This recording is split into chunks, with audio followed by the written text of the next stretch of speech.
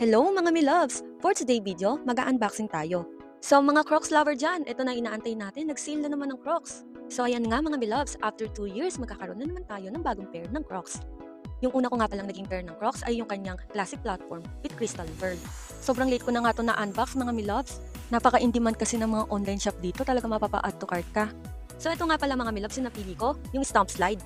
And then, ito talaga yung pinaka-gustong-gusto kong mabili mga mi-loves, yung Mega Crush sandals. So ito talaga yung pinaka-gusto kong bilhin sa Crocs. Nung April pa kasi ito in order, so ngayon may bago na namang mga sale. Nako, ayoko nang tumingin talaga mga mi-loves. At talagang mawiwindang ka sa mga sales. Napasama nga lang to kasi sale din siya. Pati nagustuhan ko kasi siya, medyo mataas. Bagay siya sa mga pants ko na malalaki at mahahaba. Pwede yan, na-add to cart na rin. Tingnan nyo naman mi-loves, ang ganda talaga niya. Tapos gustong-gusto ko yung pagka-wedge niya. Nagkamali nga pala tayo ng size dito mga mi-loves. Pina-return ko na rin to kasi akala ko M5W7 ay sakto lang din sa akin. So pina-return ko siya. Ang size ko pala dapat dito ay M4W6. Kaya much better, magsukat muna kayo sa actual store para alam niyo yung size niyo kasi nakakalito talaga yung mga sizes nila. So kapag in demand yung kulay niya at yung mga sizes niya, medyo mahal yung presyo niya kaysa sa mga hindi masyadong mabibiling kulay at sa mga sizes na mabababa.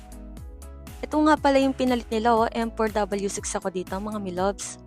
So mga mi-loves, nabili na nga lang pala natin to for only 180 dirham. So ang laki ng diferensya sa original price niya. At ito na nga mga mi-loves, yung pinaka-inaantay ko. Alam nyo ba, last year ko pa gustong-gustong bumili to. Kaso sobrang mahal niya talaga. Ang price pa niya that time is I think 350 something.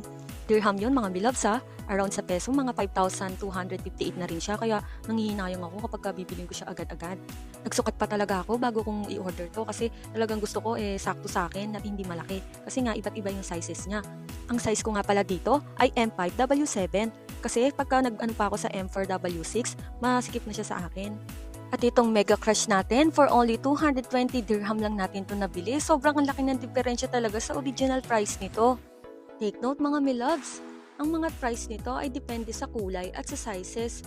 Sabi ko nga, okay lang kung mahal to kasi makukuha din naman to ng anak ko. Lalo na pares na kami ng size. So, mapapamana ko na sa kanya to, di ba mga mi-loves? At the same time, matagal talaga itong masira dahil original. So, that's it mga mi-loves. See you again. Let's see kung mapapa-add to cart na naman tayo this month. Bye!